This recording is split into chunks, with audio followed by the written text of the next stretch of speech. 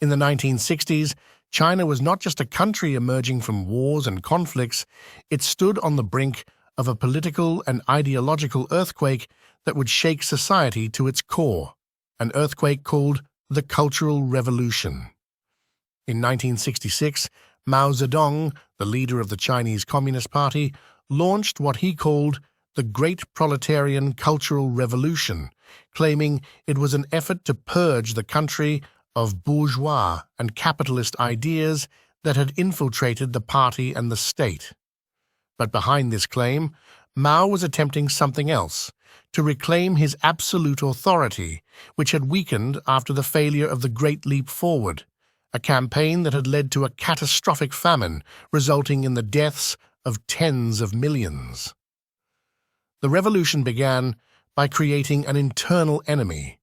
University professors, writers, intellectuals, and even leaders within the Communist Party itself.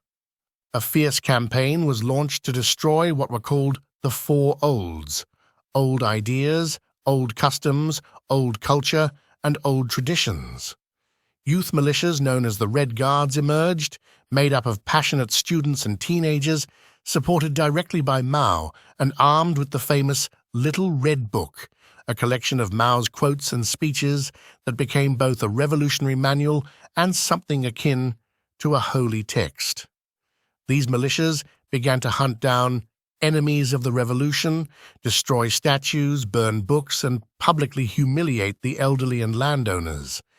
Millions were sent to the countryside to be re-educated through forced labor. Intellectuals were exiled, party officials imprisoned, and people were forced to worship Mao's image and recite his slogans as if they were sacred scriptures. The country was in a state of mass hysteria. There was no room for criticism or debate. Even the family was no longer a safe space.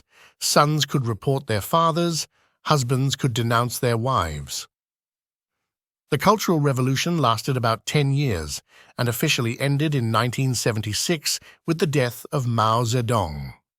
Afterward, China began to reflect on what had happened, and the Communist Party later admitted that the revolution had been a disaster that caused social and economic chaos and unforgettable suffering. The revolution that began in the name of culture nearly erased culture altogether.